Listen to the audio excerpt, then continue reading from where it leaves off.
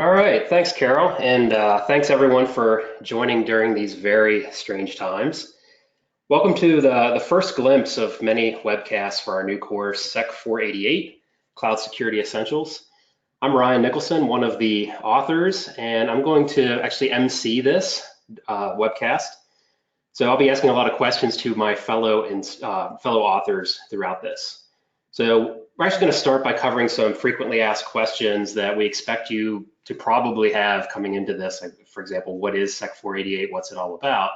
So if I can get to my slides here, there we go. So I'll start by, again, asking questions of Ken and Kyle, and we'll start to display what 488 is all about. So the first question I'm going to ask actually is going to be, why this title? Well, we really wanted a title for this webcast that would resonate with our audience, so we chose what to do when moving to the cloud. Many companies have already moved to the cloud, and they continue to move more and more of their mission-critical workloads to the cloud. In fact, many companies, according to market research, are using multiple different cloud service providers. Along with all this change, it's easy for a technical professional to feel like you're not keeping up, to feel like you should learn more about the cloud and to make sure you're making wise decisions regarding how their organization is using the cloud. So in some ways, this title has a double meaning. What to do when your company is moving to the cloud, and what to do when you personally are moving to the cloud. So our goal with this class is to help you personally and professionally, not just adapt, but to thrive in cloud environments and to help lead your company through the process of transitioning to the cloud. One of my favorite tongue-in-cheek quotations is, leadership is figuring out which way your people are going and then running to get out ahead. One thing is for sure, companies are adapting cloud technology at an ever-escalating pace. And as security professionals, we need to get out in front of that stampede and make sure that we have the necessary guidance in place to help our company make that transition and to make it in a secure manner. We've been developing this course for over the past year, and as you'll hear during this webcast, we're quite excited to be at the stage where we can start rolling it out. All right, thanks, Ken. So before we jump into the material, we're going to take a moment and actually introduce ourselves, the authors. So I'll pass it again right back to Ken, Kyle, and then myself to talk about who we are and get to know a little more about your authors for this course. Yep. Well, online, I tend to go by the name Kenneth G. Hartman, and that's simply because there's a couple other Kenneth Hartmans that have an internet presence. I'm a SAN certified instructor, and I teach the Cloud Security Architecture and Operations class along with Kyle, Sec 545. I've worked for a variety of different cloud service providers, including Google and SAP Ariba. And back in 2002, I helped launch a specialized health IT software as a service company called Visionex. We created an electronic medical record for dialysis centers. Company's still operational. And along the way, I also worked for an Amazon subsidiary on the e-commerce side, a company called shopbop.com. So I got a great inside look at how Amazon operates. Kyle? And I'm Kyle Dickinson. As Ken mentioned, a lot of organizations are moving to the cloud, and I was fortunate enough to be part of a $1.5 billion infrastructure modernization effort. And guess what that meant? Moving to the cloud. So what that meant for me was I was able to participate in creating the different types of guardrails, implementing security solutions, and consulting with the different operating companies to reduce the amount of risk that is introduced in cloud services that were adopted. And it was awesome. Absolutely loved the adventure I was able to go on.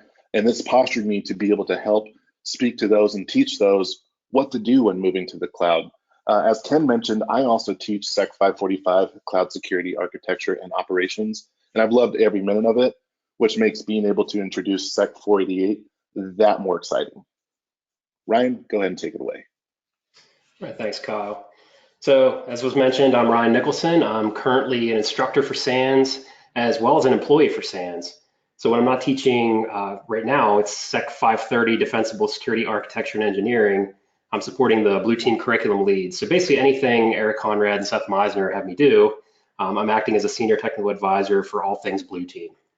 So what do I have to do what do I have to add to a course focusing on cloud? Well, I was in your shoes when I worked for the Department of Defense as a contractor. Our team was tasked with providing cloud transition services to many DoD agencies and services. So not only that, but as you would expect, SANS is augmenting many of their current course offerings with cloud-based resources. So a ton of lessons learned just by working through those couple of positions in the past.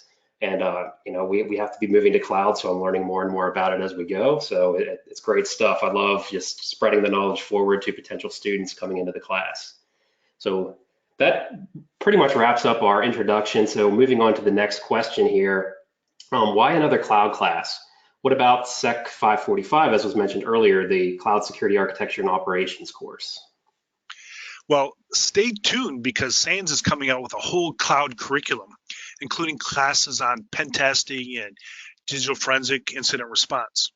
As we mentioned, Kyle and I, we've taught SEC 545 for almost 2 years now, and it's been a delight and an honor to get to know the students from across the world while teaching that class. And up until now, SEC 545 has been the primary class dedicated to covering the cloud. And as a result, we've had students in this class, SEC 545, with a wide array of different experiences. This included, on one end of the spectrum, some very experienced cloud security professionals, including a principal consultant from CrowdStrike and some members from the AWS security team, ranging to students on the other end of the spectrum that are new to cybersecurity and they're taking their very first SANS class. Kyle, you have anything to add? Yeah, so 545, wonderful course, but for some it may be very similar to jumping into some very deep water.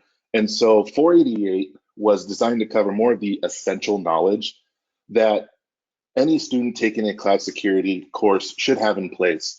There's another class that we call our sister class to 545, which is SEC 540, the Secure DevOps and Cloud Application Security course. Again, we see that as the sister class, and it goes into much more deeper topics such as security automation than what 545 does, because again, 545 is going to be focusing more on security architecture and operations. And up until the creation of 488, both 540 and 545 touched on a fair amount of what we'll call foundational knowledge that this class will dive into in a more extensive manner and give it the proper treatment that this body of knowledge deserves. Now, something to keep in mind when we talk about the different days and content throughout the rest of this webcast, these are just a couple snippets of the days that we decided to compile together. This isn't going to be all encompassing of what we have available for you and the awesome material that we're going to be delivering. All right. Next question, what makes the SEC 488 course different from the other cloud classes from SANS?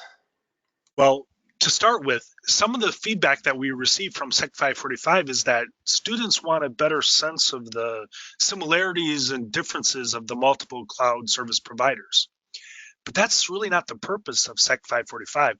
SEC 545 is focused on architectural patterns and security operations. However, SANS has taken that feedback to heart.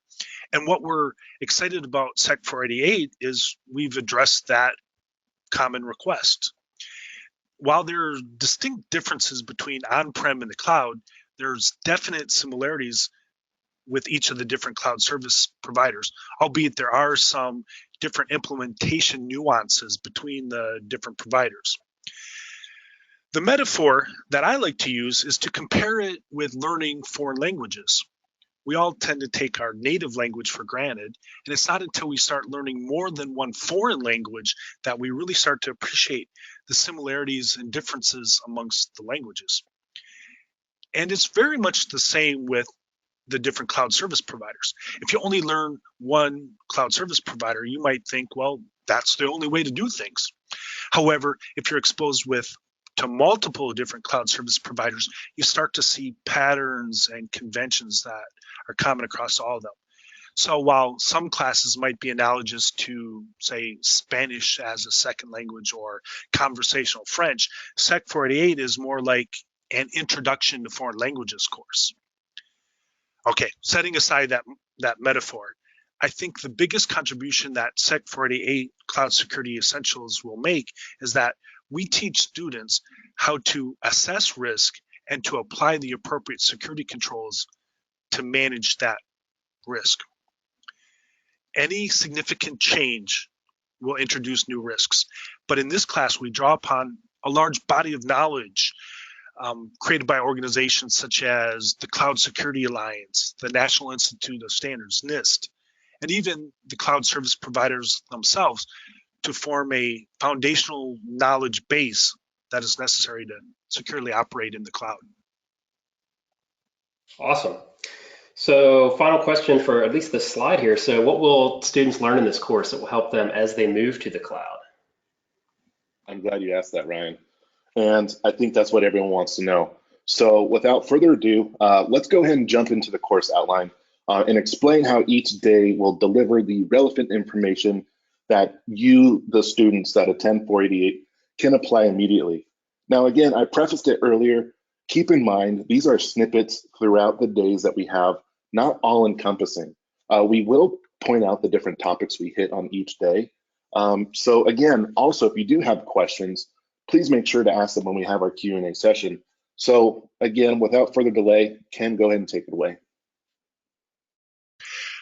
Well, on day one, we hit the ground running. We start by laying a conceptual foundation. We talk about how we use various cloud standards that have been combined to create this baseline body of knowledge. And that is what has helped get our industry on the same page. We talk about cloud deployment models and cloud delivery models because how we quote unquote do cloud will vary greatly depending on whether we're talking infrastructure as a service, platform as a service, or software as a service. We also talk about the shared responsibility models of the various cloud service providers and the various cloud actors. The shared responsibility models are important because the cloud service providers want you to know where their security responsibilities end and your responsibilities begin. And this is critical to operating in the cloud in a secure manner. It's critical that we don't have any dropped balls where we're expecting our cloud service provider to do something that's actually our responsibility. Next slide, please. One of my favorite modules is where we'll talk about the global cloud ecosystem. And what I like about this slide is it shows which cloud services are being used. But what I like about this next slide is that it shows that how much that each cloud service provider is being used. And for those of you that have had exposure to SANS over time, you know that we don't promote any one vendor, but instead we focus on delivering relevant training and skills based on what we see happening in our industry. So as you can see from this slide, Amazon is still the undisputed market leader in terms of how much their cloud is actually being used. Notice Microsoft. Microsoft is ramping up at a pretty good rate, but they're still at about half of AWS's market share. But the point from the previous slide is that organizations are using multiple different cloud providers. And I think one of the very most important takeaways that we want you to leave this webinar with is that all of your cloud services used by your organization have to be secured. We also delve into global cloud computing issues. We hit on data protection laws, data localization, and laws involving the use of cryptography around the world. We also have 4 pretty cool labs. In lab 1, we explore the web consoles of 4 different cloud service providers, AWS, Azure, Google Cloud Platform, and Alibaba. Because again, one of the objectives of this lab and this whole course is to give you a sense of what's similar and what's different across the various cloud service providers. Next, in lab 2, we have you launch a virtual machine in those same cloud service providers. And then in lab 3, we give you hands-on experience with a platform as a service offering. And in this lab, it will be Google App Engine. where we'll have you deploy a sample web application. And then in the final lab of the day, we'll have you perform a security review of a SaaS application. In this case, it will be box.com. Kyle. Thank you very much. So day two, we cover a range of topics on primarily how does your day-to-day change, or how does it get translated when we start speaking the cloudy type language.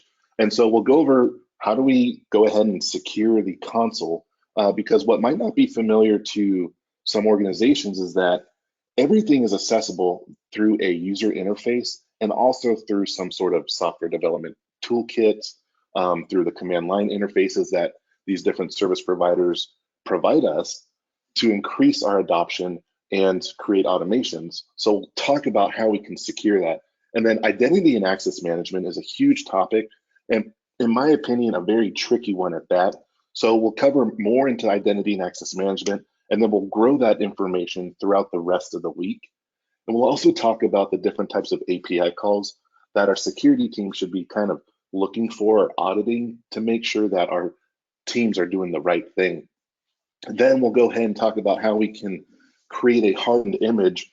You may be familiar with the term golden image, or the provided image that you want to use for your organization. Now we're going to talk about how we can do that in the cloud to get those agents that you would have installed on a base image to secure your infrastructure, so we could scale that out to a cloud adoption framework. Then we'll talk about how we can audit in an account, and then go over the different logging services we have available. The logging services can be kind of tricky, and we'll talk about the different service providers and the different services we have through AWS and Azure. And then we'll go ahead and take a look at the different log services in a lab, and then we'll talk about some cloud security tools, such as cloud security posture management tools, cloud access security brokers, and also the native tools available that are provided by the service provider. And on the next slide, here's an example of the different types of API calls. So talking back to how do things change when we move to the cloud, when you're clicking buttons and selecting things in a console, you're actually performing an API call. What's beautiful about this is that this gives us a granular level of auditability, so we're able to understand the actions being performed within our environment. With IAM, again, being a sticking point, these are the types of topics we'll cover on how we can audit the different types of IAM actions, to even also how we can create an IAM policy, and the different ways we can apply permissions to individuals or groups. And on the next slide, we kind of talk about how we can containerize the different permissions and users should we not be using some sort of identity provider like Azure Active Directory or Ping ID or Okta or whatever other single sign-on solution you may have. And we'll talk about the best practices of managing local IAM resources. Talking further on the next slide, we go over AWS Roles. Now, roles is a new concept to some, and the way to think about a role is kind of putting on a hat of what you want to perform actions to. So if I were to log into a security account as a trusted user, but then I needed to perform administrative activities, you can use roles to self-elevate those privileges if you wish, and you put on that administrator hat so we're able to perform those actions while practicing least privilege access. What's also nice about roles too is that these can be assigned to compute resources. And now, again, this is specific to AWS. We do cover Azure as well. And this also allows us to create roles within all of our accounts so the security teams can perform actions such as incident response, or your backup and recovery teams can do actions such as backup and recovery. So roles are a great topic to talk about and to provide short-term access to users using short-term access tokens. On the next slide, we'll talk about IAM policies. And again, I mentioned policies can be attached to groups. Well, policies are also attached to users, which is not really a preferred method, and I'll explain why. When you attach a policy to a user, that can add management nightmare, especially if you scale that issue out. So we'll talk about the best practices of using IAM policies to users and groups and roles. And we'll also dive into the construct of an IAM policy and how to evaluate for effective permissions. Now, changing it up a little bit, we'll also talk about logging. And on the next slide, we cover CloudTrail. CloudTrail is an AWS specific service, and we will talk about Azure activity logs as well. And we'll dissect these different CloudTrail logs. So on the next slide, we kind of break it down to the who did it. On the next slide, we do the what, where, and how. Again, I mentioned AWS logs API calls, very similar to Azure and the other service providers. So we're able to dissect these logs and then send them to a SIM or log analytics tool to understand what's actually happening in our environment and who's making changes. So these are great for threat hunters and incident response, and actually even operations teams too. And then on the next slide, one of my favorite things to do is make my life a lot easier. And so what we will do is talk about how we can centralize these logs. Now, what do I mean by that? Most of us have probably used some sort of SIM or logging tool before. Now imagine this. If you have, you're starting off at 5 accounts, 10 accounts, that's easy to manage. Now imagine if you rapidly scale to 300 to 400 plus accounts. It's easy for us to manage if we're centralizing where all of these different audit logs are going. This allows us to dynamically scale our logging capability to no matter how many accounts are created or how many accounts are deleted. And so we'll cover how to achieve this so you can make, 1, your life a lot easier, 2, not freak out your content teams with how they get logs from your cloud accounts. And now on the next slide, we'll talk about the different labs that we have. So we'll talk about how to look at the console access security. So if you were to come across a account, how can you make sure that it's following the entry-level best practices for access to that account? And then we'll cover how to do AWS identity and access management, and not just with the console, but with some command line kung fu as well. And then we'll talk about how to audit an AWS account, where you will be using an open source tool to audit an AWS account to look for CIS best practices, which we'll talk about throughout the week, and also how to make sure that your accounts are ready for incident response.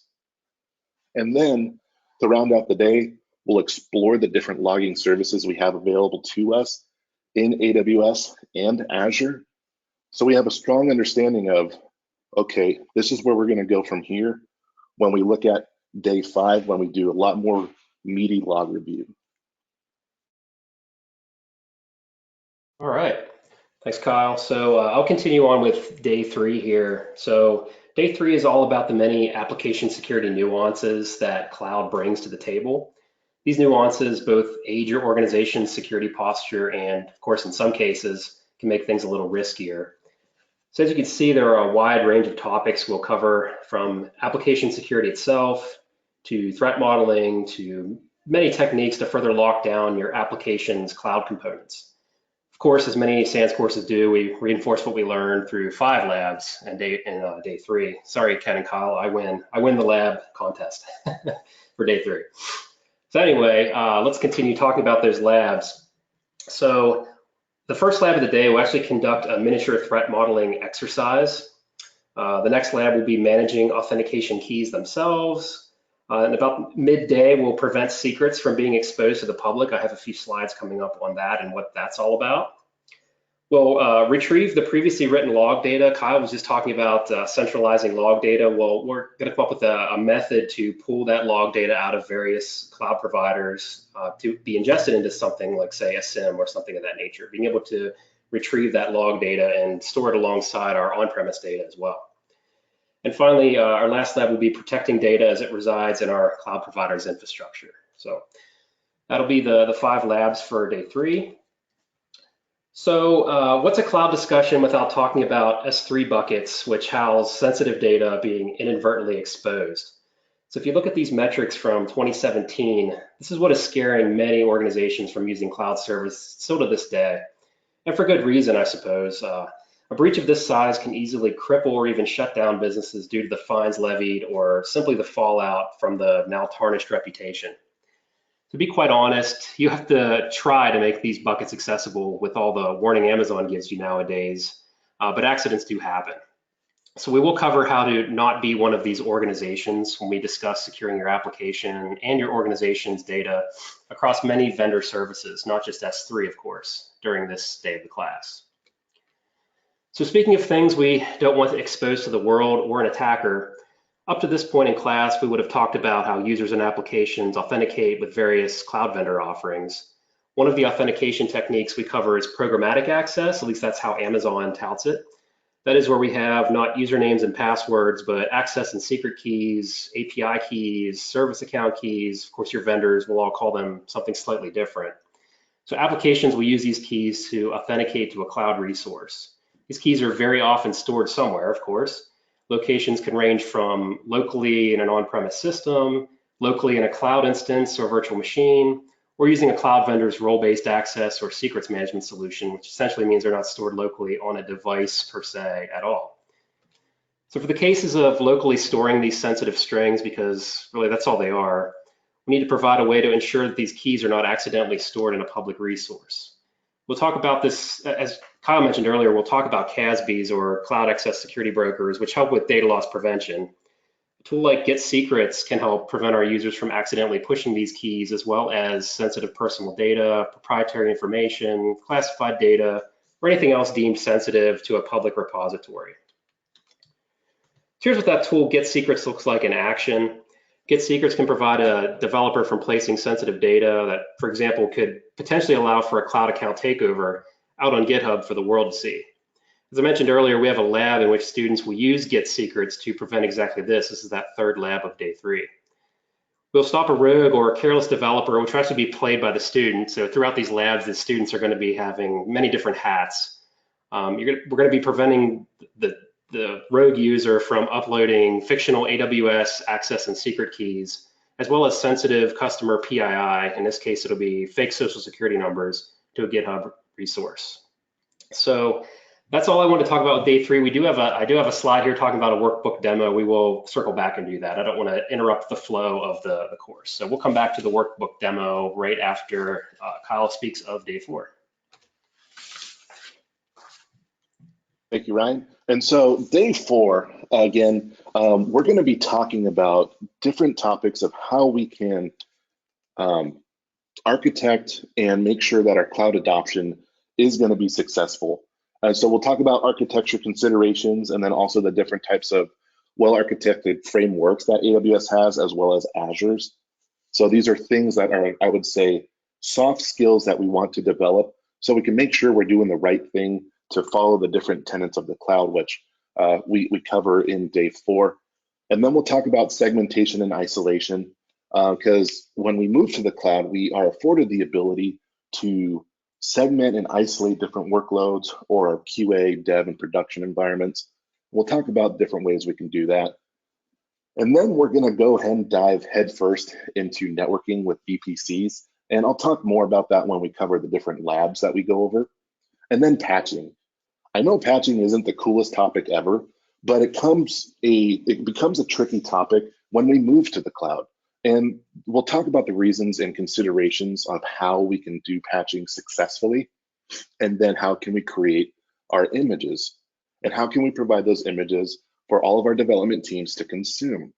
And then we'll go ahead and actually do a hands-on lab with creating a hardened image with some customizations. And we have some fun with the lab too, which we'll kind of see when we do the lab. And then vulnerability scanning. So very similar to on-premise, you're probably doing on vulnerability scanning on-premise.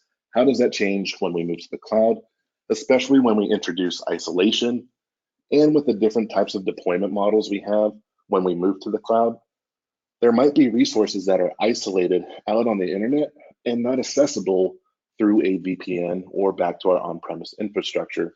So we'll talk about different strategies there. And then infrastructure as code. If you have not heard of infrastructure as code before, it is awesome.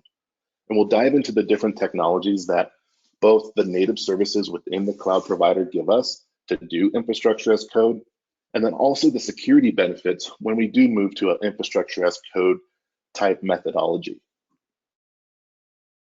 So what are the snippets of day 4? So on the next slide, we're going to talk about Azure just-in-time provisioning.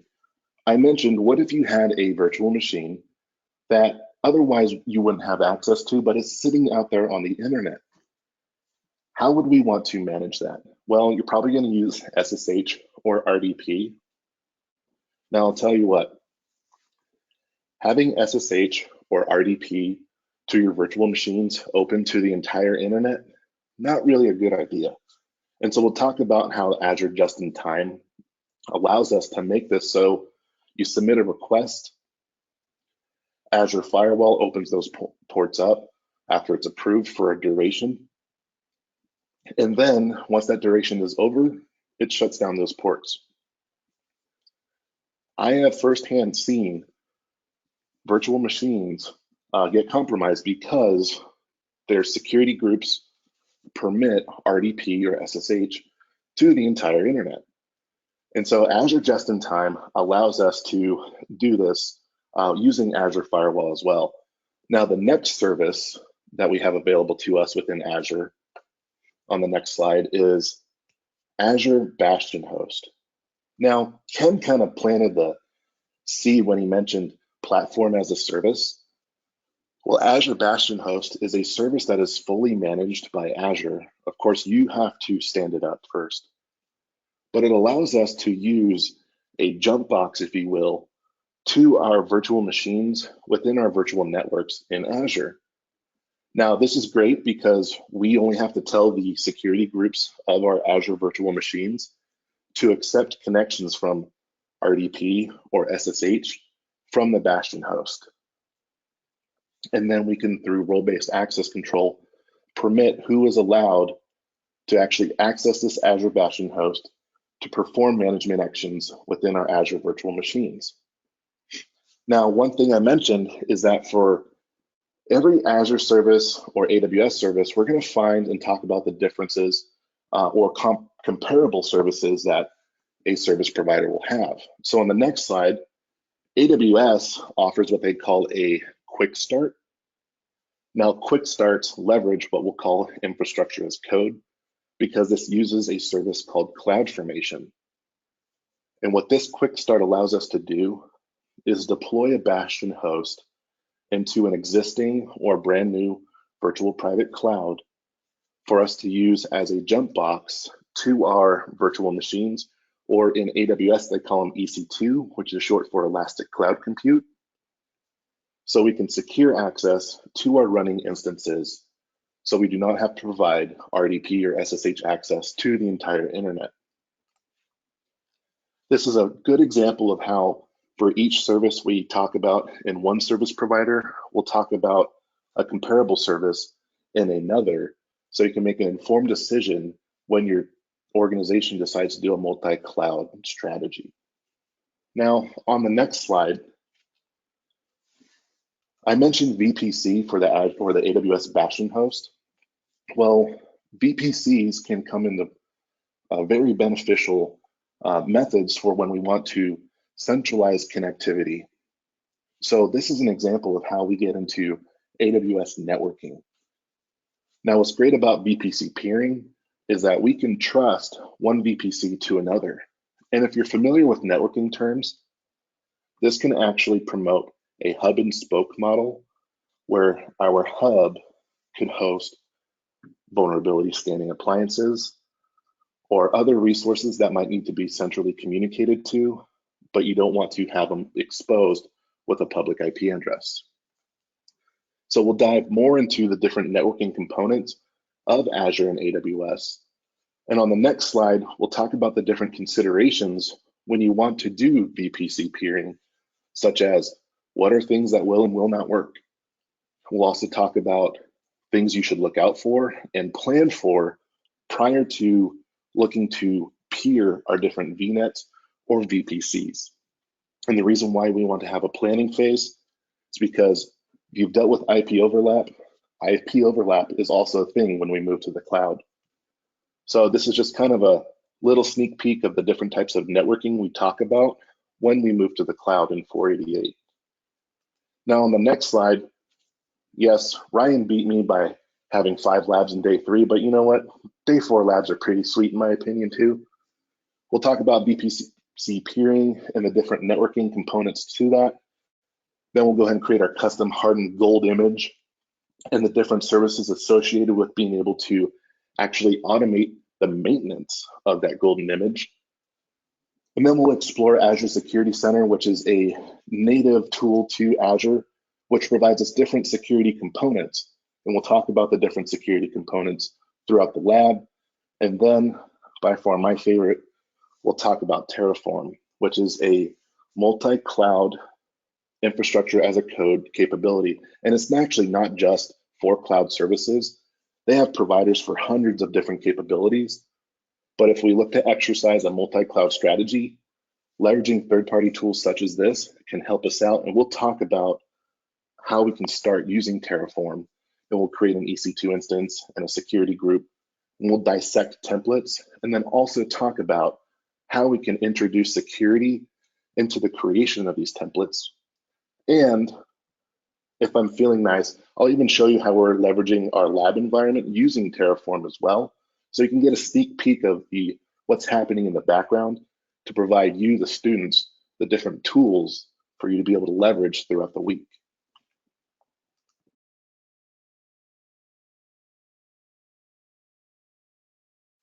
Okay, hopefully by now you're starting to get a sense of the different security controls that we can bring to bear to help secure our cloud environment. Sometimes it's the cloud service provider that's responsible for the security control, and other times it's our responsibility as the cloud customer. But as we've emphasized, it's of critical importance to make sure that the appropriate security controls are in place and are being maintained by the proper owner. So day 5 is focused on making sure that those controls are in place, operational, and effective. So depending on the industry that your organization is in, the requirements of your customers, you may find that you have to provide an attestation of security assurance. Typically, this will take the form of a third-party audit, which may in turn rely on an audit report provided by your cloud service provider. These third-party audit reports and the contractual guarantees, as well as the online documentation provided by the cloud service provider, these may be all that is available to us as the cloud service provider to make in use of during our pre-engagement due diligence. This information may be all that we have available to make an important risk decision. And that decision is, can we trust this cloud service provider? The next slide, I list all the different security and privacy frameworks that we're going to hit on during this class. Now, the ones with the asterisks are US centric. So as you can see, we've tried to make this an international class dealing with topics including GDPR and PCI DSS that are, relevant internationally. And while it's certainly true that you can say that just because you're compliant doesn't mean you're secure, but I can certainly guarantee you that if you're not compliant, then you're most likely not secure. So in day 5, we leverage these compliance frameworks to drive your security agenda so that you have the confidence that you have the appropriate security controls that are in place to meet your organization's legal, compliance, privacy, and security requirements. Traditionally, in the IT procurement process, contracts are negotiated between the buyer and the seller. And this allows proactive security managers to inject their security requirements early in the process often at the request for a proposal phase. However, that may not be the case with certain cloud service providers. Their services may be offered on a take it or leave it basis. And this is generally the case with the large cloud service providers like AWS, Azure, Google Cloud Platform. And why? Well, it's because they have hundreds of thousands of customers, and customizing contracts simply does not scale very well. So for the most part, it's based on the negotiating power between the cloud customer relative to the cloud service provider. Yeah, there's notable counterexamples like the US Department of Defense JEDI contract, but that's because the DoD brought wheelbarrows of cash, about 10 billion US dollars. Azure ultimately won the contract, but it's still being disputed in the court system because there's so much money at stake. In the class, we'll also talk about incident response in the cloud. This slide displays the SANS incident response methodology that we teach in most of our courses. And also note, SANS does have a course, a complete course on cloud incident handling in the works. So the focus of our course is simply things that your organization should consider when it comes to incident response when moving to the cloud. One of the distinct advantages in working with the large cloud service providers are the native security services. This includes capabilities that log every action taken on the cloud management plane. Kyle showed us this. Cloud Trail is the log that AWS creates when you make changes to the cloud environment itself. So those logs are available across all your different cloud service providers.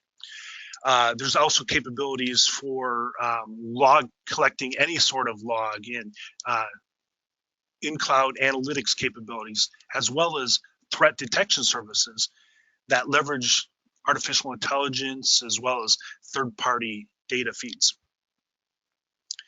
For our labs, we have 4 different labs. In the first lab, we're going to use AWS Artifact and the Cloud Security Alliance's Cloud Control Matrix. We use these 2 tools to perform a high-level review of a proposed system to identify any compliance issues. This is a very realistic request that's commonly made of cloud security engineers. And understanding how to do this properly can save your organization from wasting valuable time and resources during the initial stages of a cloud deployment. Lab 2 builds on the exposure that you get during Kyle's portion, where we introduced a bunch of different cloud logs and cloud tools, where we'll be using that experience to analyze some logs generated by an actual cloud deployment in AWS. Sec 545 goes into much greater detail as to how to configure and optimize these logs. What we do is we focus on analyzing the logs of an actual cloud deployment. Now, Lab 3, we show you how to use AWS GuardDuty to monitor your AWS accounts. We also show how to use Security Hub to aggregate the output from several cloud native tools such as GuardDuty, AWS Inspector, but it also can integrate data from third-party tools, like a bidirectional feed to your SIM as an example. And then in Lab 4, we show you how digital forensics can be performed on virtual hard drives in the cloud. For this, we'll use an AWS Elastic Compute Cloud EBS volume as our working example. What we'll do is we'll attach a volume that's created from a snapshot of an actual compromised virtual machine. We'll attach that to the SIFT workstation. SANS uses the SANS Investigative Forensic Toolkit in most of our digital forensic classes. So we'll be using that in the cloud. And then we'll perform some preliminary file system forensics. Now, as we've mentioned, SANS is coming out with a cloud forensics course as well. That's in development. So the purpose of our lab is not to make you a DFIR expert in the cloud, but just to give you an appreciation of some additional skills to consider and a taste of how you can do that in the cloud. Ryan. All right, as I mentioned earlier, I was going to show off the workbook. The reason I had it in that part of the slides because I was already talking, so I just think it would make more sense to show that off now. So if you've been in a SANS course recently, there's a huge push for the majority of the courses to move towards an electronic workbook. The reason I bring that up is because I'm heavily involved now in generating these electronic workbooks, at least for all things Blue Team, with the exception of Sec 542. I helped with that course as well, driving that towards an electronic workbook. This class is no different. So Sec 488 is going to have an electronic workbook. Like most classes, though, in SANS, you have your electronic workbook on the VM itself. It's just running as a local web service on your VM. Well, we took the stance with this class of let's not even give the student a VM at all. Let's host everything in the cloud. Everything can be accessed through an approved browser. We'll of course have those prerequisite requirements when you're signing up for the class, so you know what to bring to class. But no more VMware workstation, no more virtual machines, no more USB. Well, caveat that we may still hand out USBs with additional material, but there's not going to be a virtual machine on there.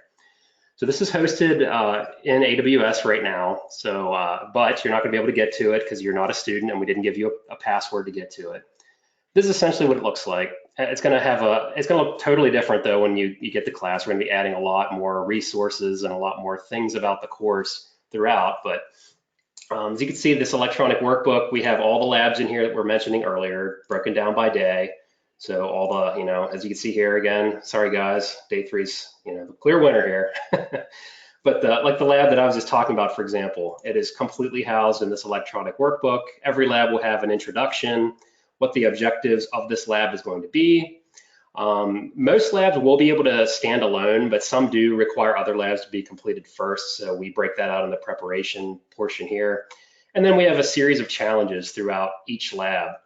The beauty of these electronic workbooks versus the printed workbooks is that you can kind of play this how you feel, how confident you feel in the given technology. For example, this very first challenge is to clone the Sec 488 app to the instance that we provide you. Now, if you've messed with GitHub before, this is a daily occurrence for you. This should be very straightforward and simple for you to do. Shouldn't have issues with that. But if it's your first time doing anything with GitHub, we have a full walkthrough for every single challenge and how to go about completing that challenge. Not only that, this is not a typing class. And the reason I say that is because most labs, when they fail, at least from my experience teaching for SANS, it's due to a typo. The labs are typically heavily tested. If we do have issues with the lab itself, it's a very, very strange issue that we don't typically see. And more often than not, it's going to be a typo. So with these electronic workbooks, again, something you can't do with a printed workbook is copy and paste. Again, we're not trying to see how well you can type. We just want you to be able to complete the lab, make sure it works properly. And you can focus more on what the lab is trying to present to you versus did I type this right? So that's pretty neat as well. And finally, the last thing I really want to talk about with the electronic workbooks is another reason why I prefer these over the printed material. Being a new class or even just being a cloud class in general, things change all the time. We may find grammar mistakes. We may find that this service is no longer the service we would prefer to use in this case. We can update these labs at any given time, push the changes out, and you will have, if you still have access to the workbook, you'll have the updated content on the fly. Can't easily do that with a printed workbook, as you can imagine. So that's really all I want to talk about with the workbooks, to kind of give you a sense of what you will be arriving to class and what you'll be able to work with here. So with that, I think the only slide I had left here actually was the conclusion slide. Yep. So concluding thoughts. So hopefully as a result of listening to this webcast, you have a much greater sense of what to do when moving to the cloud. We also hope that this has piqued your interest in taking Sec 488 Cloud Security Essentials. Stay tuned for announcements from SANS as to when this will be available. Should be shortly, be my guess. I know that we are all very excited to bring this course to the security community, and with that, I will pass back to Carol. All right, thanks for that great presentation. We have some questions ready for the Q&A. However, if anyone has a question for our presenters, please enter it into the questions window now. Our first question asks, is SEC 488 covering what was covered in the old and now retired SEC 524, which was the old fundamental cloud class? This is Ken Hartman. I'll take that since I have actually had the opportunity to teach 524 as well. There is a certain amount of overlap in that we draw upon a similar body of material, such as the Cloud Security Alliance guidance and so forth. But this is a fresh take on it, updated based on our learnings from teaching SEC 524 and 545. Great question. All right, thanks. When will SEC 488 be released? I noticed on the SANS.org page that there's a beta cybercast session scheduled for May 11th. However, I was not able to register for it. This is Ken. I can take that again. So it was originally scheduled to be taught as part of our Cloud Security Summit, which was originally going to be live in Frisco, Texas. But with the result of the pivot that SANS had to make to teaching all courses on vLive, we now don't have a firm date because we want our, well, the current thinking was we wanted our very first beta class to be taught in person. That way we had a lot of real-time feedback and close interaction with the students. But that may change because we don't know how things are going to play out. So that's why the best advice we can say is stay tuned. SANS provides a lot of announcements via Twitter as well as their mailing lists. All right, and I'm not sure if this question really would be for you or for maybe somebody in SANS, but the course is currently in beta. Are you offering any discounts for anyone who registers?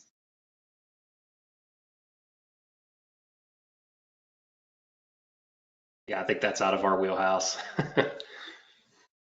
All right, if you want to send that to q@sans.org, I can try and find the person to address that. Thanks. Which SANS classes are a good prerequisite for this class? I'll take that. So this class is designed to be a very good first SANS class. However, if you took Security 401, that would be a good prerequisite. That's Security Essentials. So you could take either class first because the content in our outline we designed to be complementary, not one replacing the other. So Security Essentials or Cloud Security Essentials are both going to be great classes for a new SANS student to take. All right, thanks. Is there any coverage of documenting the environment and compliance/management, or is this planned for an upcoming management's level course of the cloud curriculum?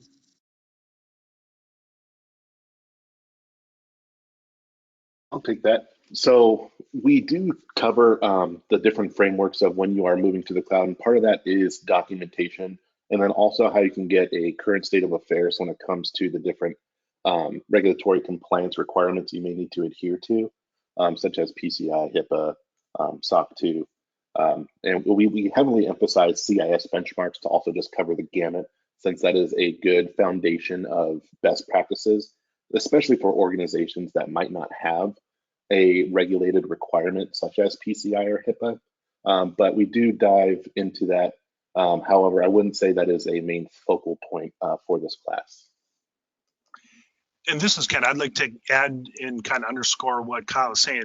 So when we thought about who the prospective students of this course might be, we've considered the security auditors and the security managers as a good prospect when designing this class to meet their needs, not just maybe a new security engineer or a new security architect. So.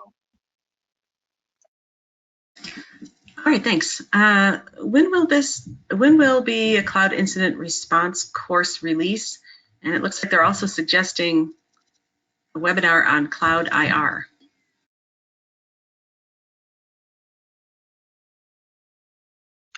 So I know Kyle has given a variety of different webcasts on incident response in the cloud. So you're starting to see more of this content being generated by SANS. But at this point, we don't have a date. Actually, the three of us will be going into a cloud curriculum meeting a little bit later today. But at this date, there's no cloud incident response class promise date. I would to capitalize on what Ken said, I would highly recommend, with how crazy Twitter is right now, following the SANS Twitter accounts for the different curriculums, such as cyber defense and pen testing and DFIR, because those are the different accounts that will be advertising or promoting the different webcasts for these different courses. And so that's where I would say you can see that content. That's a main communication channel that you can find information on those as well. One thing that I'd like to add is that we know that there's a lot of enthusiasm and excitement out there for these types of classes. So SANS has definitely sat up and took notice. So there's a lot of energy being put toward that. There's also a lot that goes into a class. We've been working on this one for over a year, and in SANS' mind, we couldn't get it done fast enough. So we're a little bit reluctant to make a promise for other course authors. All right, thanks. Will there be a GIAC certification associated for this course eventually? Yeah, so SANS and GIAC being two technically separate bodies, I don't think we can answer that, but it would not surprise me at all that there would definitely be one, not too long after the launch of the class. Just a complete guess. I have absolutely no idea, but I would definitely consider that GIAC should be jumping on this, creating a cert for it relatively quickly coming out the gate. But as you know, there's still some classes today that still don't have a GIAC cert, but I personally feel that this one will have one, but you would want to talk to GIAC on that one for sure to get a clear answer. All right, thank you. Is there a class that would be better for an IT auditor to take to learn how to audit the cloud environment?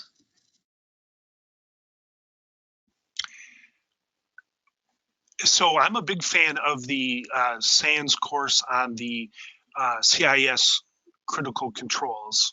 That is a very eye-opening class.